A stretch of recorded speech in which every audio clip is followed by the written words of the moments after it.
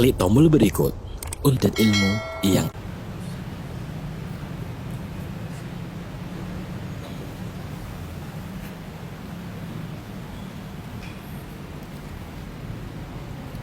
Innal hamdalillah nahmaduhu wa nasta'inuhu wa nastaghfiruh wa na'udzu billahi min shururi anfusina wa sayyiati a'malina man yahdihillahu fala mudilla lahu wa man yudlil fala hadiya lahu wa ashhadu an la ilaha illallah wahdahu la sharika lahu wa ashhadu anna Muhammadan abduhu wa rasuluh wa habibuhu wa khaliluh salawatu rabbi wa salamuhu wa barakatuhu alaihi wa ala alihi wa ashabihi wa man ihtada bihudahu ila yaumiddin. Amma ba'd, faya ibadallah أوصيكم ونفسي بتقوى الله فقد فاز المتقون. قال الله تبارك وتعالى يا أيها الذين آمنوا اتقوا الله حق تقاته ولا تموتن إلا وأنتم مسلمون. Wahai orang-orang yang beriman, wahai manusia-manusia yang beriman. Kita semua merasa beriman, maka kita termasuk dalam panggilan Allah. Apa sih yang Allah pinta dari kita? Allah minta agar kita bertakwa kepada Allah dengan sebenar-benarnya takwa. Ya, sering kita mendapatkan nasihat untuk bertakwa, tapi apakah kita sudah bertakwa? Apa standar orang yang bertakwa? Apakah tatkala dia memakai baju koko, memakai sarung, memakai peci, membaca Al-Quranul Karim lalu dikatakan fulan bertakwa? Laksanakan perintah Allah, jauhi larangannya, syukuri nikmatnya, ingat dan jangan lupakan Allah. Wala tamutunna illa wa antum muslimun. Jangan mati kalian kecuali dalam kondisi Islam. Jamaah rahimakumullah, lahir dalam kondisi Islam itu anugerah Allah yang sangat agung, yang kita tidak memintanya dan Allah memberikannya kepada kita. Tapi mati dalam kondisi Islam itu pilihan, perjuangan, dan tentunya tidak luput dari taufik Allah Azza wa Jalla untuk kita. Ahibati fillah, 1442 tahun yang lalu,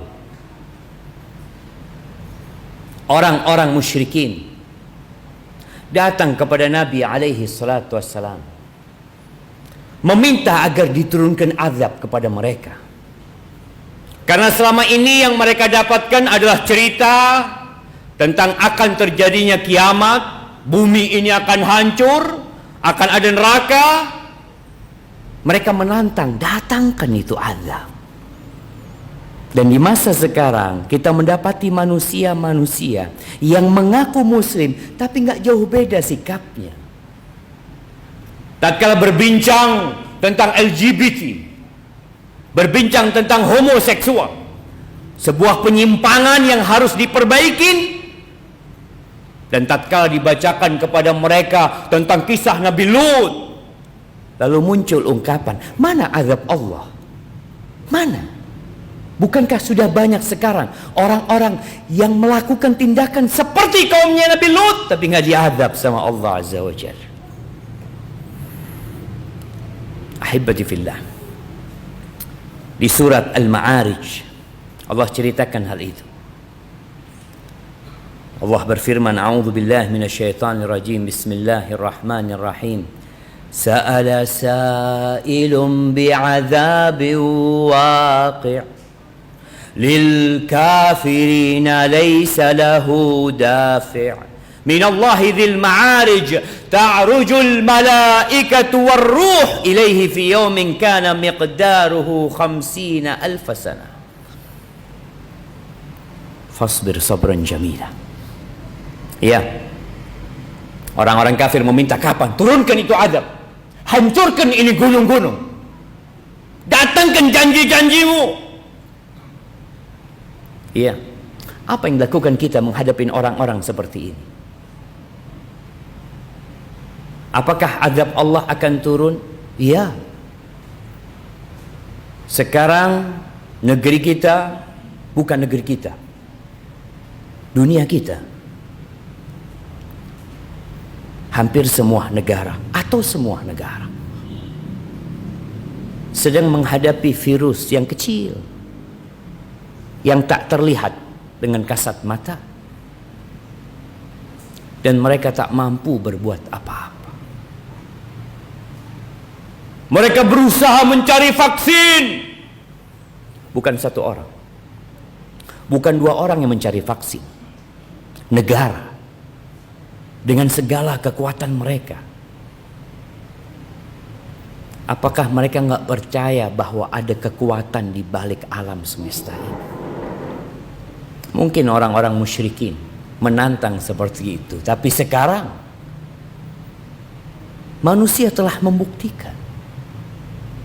Adapun hari kiamat, yang pasti masjid ini akan hancur, Jember akan hilang, Indonesia tidak akan ada lagi nama negeri namanya Indonesia. Nggak ada. Indonesia baru berumur 75 tahun. Sebelum 75 tahun nggak ada namanya Indonesia. Nggak ada. Terus nanti akan hilang juga. Maka menghadapi orang seperti itu, tantangan-tantangan seperti itu, tentang hari kiamat yang satu hari sama dengan 50.000 tahun, Allah mengatakan kepada Nabi SAW, fasbir sabran jamila, engkau sabarlah menghadapi mereka. Sabar dicaci maki, sabar dibuli, disakiti. Sabran jamila, sabar yang cantik. Seperti apa sabar yang cantik? Sabar yang di situ kita tidak mengeluh kecuali kepada Allah Azza wa Jalla. Ingat cerita Nabi Yaqub alaihissalam, bagaimana dia mendapatkan musibah, mendapatkan bala bukan dari orang jauh, dari anak-anaknya sendiri. Apa kata Nabi Yaqub? Fasabrun jamil, sabar yang cantik. Nggak usah cerita-cerita sama orang, hadapi sendiri. Terus kalau nggak kuat, kita punya Allah yang maha besar. Innahum yarawnahu ba'ida. Itu orang-orang kafir, orang-orang musyrik beranggapan azab Allah ini masih jauh. Wa narahu qaribah, dekat jamaah, dekat sekali. Kalau bicara azab Allah, azab dunia dan azab kiamat nanti dekat. Kullu ma huwa atin qarib. Karena sejatinya semua yang akan datang itu dekat. Sebagian kita tidak menyangka, tahu-tahu dia pensiun. Ya Allah, seakan-akan ana baru saja masuk kerja, hari ini ana pensiun. Adapun hari kiamat yang secara umum satu hari nanti sama dengan 1000 tahun, dan gak ada di antara kita yang sekarang hidup ya lebih 100 tahun. Apa kata Allah Azza wa Jalla? Yawma takunu as-sama'u kal-muhl wa takunul jibalu kal'ihn. Pada hari langit yang kita lihat kokoh, yang kalau kita keluar di siang hari, di malam hari, kita melihat begitu indahnya langit itu, coba. tanpa ada satu tiang pun yang menyanggahnya. Di situ ada rembulan yang menghiasi, di situ ada mentari yang menerangi, bintang-bintang membuat indah di malam hari. Nanti akan menjadi seperti tembaga yang meleleh, jamaah. Gunung, kita lihat ada Argopuro di utara sana, kita lihat di timur ada Gunung Raung. Nah, bagaimana kisah gunung itu? Akan menjadi debu yang berterbangan. Kalau gunung aja hancur, bagaimana dengan masjid kita? Semua akan menghilang. Wala yas'alu hamimun hamima yubassarunahum yawaddul mujrimu law yaftadi min adabi yawmi idin bibani wa sahibatihi wa akhi wa fasilatihi allati tu'wi wa man fil ardi jami'an thumma yunji. Pada hari itu teman gak akan tanya tentang kawannya. Jangan kawan bapak sama anaknya. Ketika ditampakkan itu hari, orang-orang pelaku dosa yang mungkin hari ini selamat dari jeratan hukum, yang mungkin hari ini dengan kesyirikannya, dengan kebolimannya, dengan kebrutalannya dia hidup nyaman di rumah yang enak, tapi pada hari itu mereka ingin untuk menebus diri mereka. Bukan dengan harta, jemaah. Kita lihat di negeri kita dan di negeri lainnya mungkin bagaimana permainan hukum.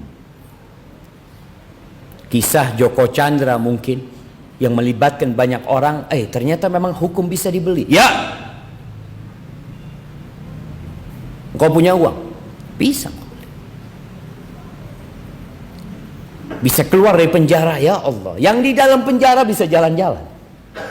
Apalagi yang masih belum masuk penjara. Yang penting kau punya uang. Tapi hari itu engkau mau membawa sepenuh bumi ini emas. Nggak diterima.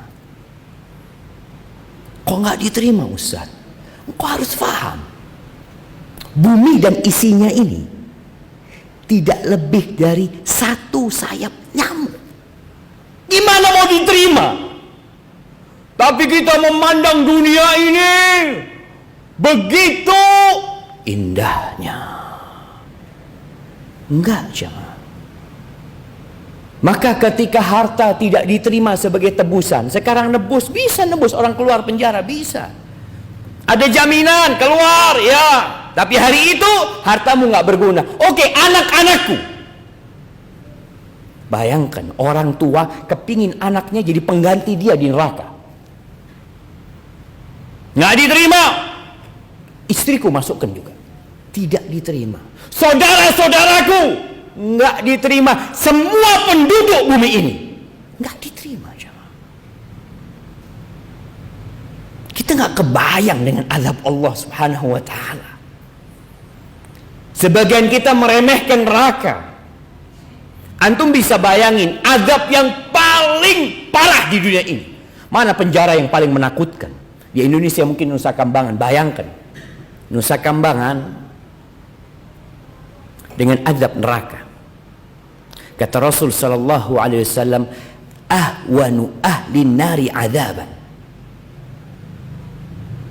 Orang yang paling ringan azabnya di neraka, rajulun yudha'u fi akhmasi qadamaihi jamratan.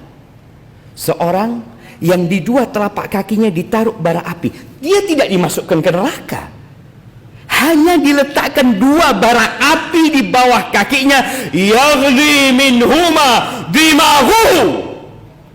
Otaknya mendidih, jamaah. Itu azab yang paling ringan. Kita nggak akan melihat azab seperti itu di dunia. Orang di dunia diazab mungkin sebuah hukuman yang paling menakutkan buat manusia itu hukuman mati. Enak orang dibunuh mati, selesai. Dia berada di kehidupan selanjutnya.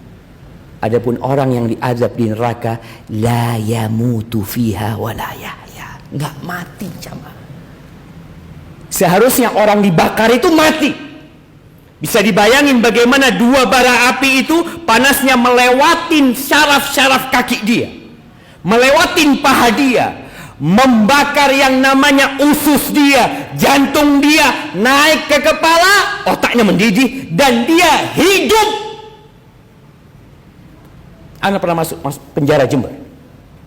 Anda melihat bagaimana orang-orang bisa ketawa-ketawa di sana, makan pagi, makan siang, walaupun makanannya mungkin nggak enak, tapi nanti di sana itu adab yang teringan. Bagaimana yang api neraka sampai ke lututnya, bagaimana yang sampai ke perutnya, bagaimana yang berada di keraknya api neraka. Mas bayangin, Allah ceritakan mereka ingin menjadikan seluruh penduduk bumi 8 miliar manusia masuk neraka, dia selamat, dia mau melakukan itu.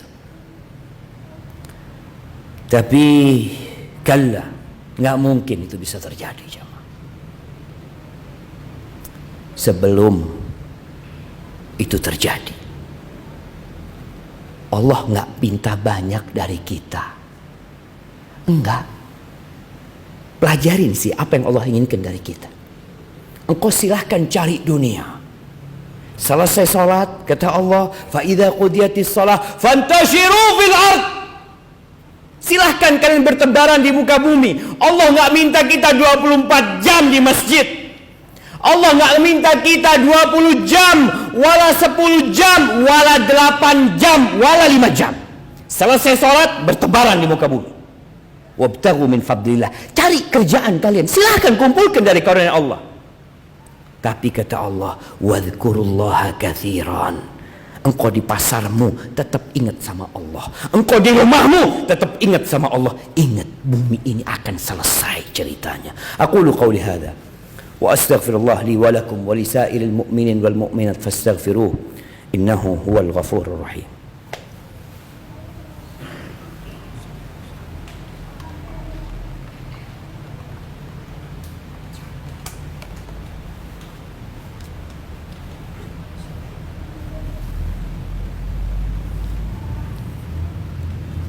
Alhamdulillah, wassalatu wassalam ala rasulillah wa ala alihi wa ashabihi wa man walah, amma ba'd. Allah mengatakan kalla innaha ladha nazza'atan lisyawa tad'u man adbara wa tawalla wa jama'a fa'awa. Ingat, api neraka itu benar-benar membara. Dia membakar. Dia dapat mengelupaskan kulit kepala. Ada sebuah riwayat Tawus, seorang tabi'in. Anak-anaknya cerita, abah itu punya rumah yang pintunya ada dua, belakang dari pasar, yang luar dari jalan. Abah kalau sudah lewat yang dari pasar itu, biasanya malam nggak tidur abah. Anak-anaknya bingung, kenapa? Ada apa? Abah kalau lewat pasar mesti malamnya nggak bisa tidur. Diselidiki sama anaknya, ternyata di jalan masuk rumah abahnya dari pasar itu ada warung kepala kambing bakar. Dibolak-balik kepala kambing bakar. Itu ayahnya bertanya, gimana kalau kepala anak yang dibakar di sana? Wallahi jamaah, Rasul sallallahu alaihi wasallam mengatakan, ittaqun nar walau bisyiqqi tamrah. Kalian selamatkan diri kalian. Kelak pada hari kiamat, orang itu ngelihat ke kanannya, nggak ada yang dilihat kecuali amal dia. Ke kirinya nggak ada kecuali amalan dia. Ke depan yang dia lihat neraka. Semua kita akan lewat neraka. Semua. Para nabi pun akan melewati neraka. Gimana dengan kita-kita? Maka ingatlah dengan dahsyatnya azab Allah Subhanahu wa taala. Buat siapa azab ini? Tad'u man adbara wa tawalla. Neraka itu akan memanggil-manggil orang yang berpaling dari ajaran Islam, yang berpaling dari panggilan Allah Subhanahu wa taala, yang enggak peduli sama agamanya. Sebelum tidur yang dia pikirkan adalah hari esok apa yang dia makan. Hari esok dia mau kerja apa. Dia lupa bahwa di antara doa mau tidur itu, Allahumma qini adzabak yauma tab'atsu ibadak. Ya Allah, selamatkan aku dari azabmu pada hari engkau membangkitkan azab, membangkitkan hamba-hambamu. Itu doa dibaca Nabi sebelum tidur. Tapi ada orang yang dalam benak dia hanya dunia, anak dia, usaha dia. Jemaah, kita hidup di dunia, kita perlu ongkos, kita perlu biaya, tapi jangan sampai itu menjadi target dan tujuan hidup kita. Kata Allah, wa jama'a fa'au'a, kerjanya ngumpulin fulus, ditumpuk tuh fulus. Buat apa engkau numpuk fulus? Ada satu orang kaya punya uang 4 triliun, masih punya usaha yang nilainya mungkin 4 triliun. Buat apa? Bukankah buat membangun rumah di surga? Bukankah seharusnya engkau memiliki istana yang luas di surga Allah SWT? Kalau engkau kumpulkan di sini, akan jadi apa? Kata Allah, innal insan khuliqa halua. Manusia diciptakan penuh dengan keluh kesah. Pelit manusia. Idza massahu syarru jazua wa idza massahul khairu manua. Kalau ditimpa musibah kayak sekarang, tokonya sepi, usahanya gagal, ada banyak petaka yang menimpa dia, corona datang. Kita bicara penduduk negeri kita, apa yang terjadi dengan mereka? Jazua, marah-marah sama Allah, tidak terima dengan takdir Allah, merasa tidak pantas mendapatkan musibah ini. Engkau siapa? Apa yang sudah engkau lakukan buat umat? Apa yang sudah engkau perbuat untuk Allah Azza wa Jal, lalu merasa engkau tidak pantas mendapatkan azab, mendapatkan ujian? Ada orang yang seperti itu. Itu karakteristik manusia yang harus kita rubah. Kalau dapat fulus nggak cerita sama orang, dia simpan, tidak berbagi. Illal musallin, kecuali orang-orang yang sholat, kecuali orang-orang yang jalan di atas rel agama ini. Lanjutkan ayat ini, baca setelah sholat nanti. Apa sih yang Allah inginkan dari kita, supaya kita tidak menjadi orang-orang yang diancam neraka.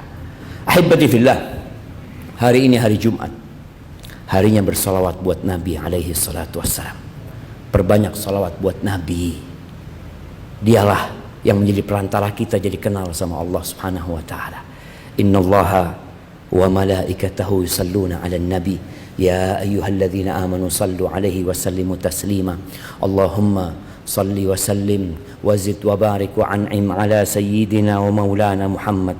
Allahumma ighfir lil mu'minina wal mu'minat wal muslimina wal muslimat al ahya minhum wal amwat innaka sami'un qaribun mujibud da'awat. Allahumma inna zalamna anfusana wa in lam taghfir lana wa tarhamna lanakunanna minal khasirin. Allahumma adfa' 'anna al bala wal waba wal ghala wal zalazil wal fitan ما ظهر منها وما بطن عن بلدنا هذا خاصة وعن بلاد المسلمين عامة. ربنا آتنا في الدنيا حسنة وفي الآخرة حسنة وقنا عذاب النار. وسبحان ربك رب العزة عما يصفون وسلام على المرسلين والحمد لله رب العالمين.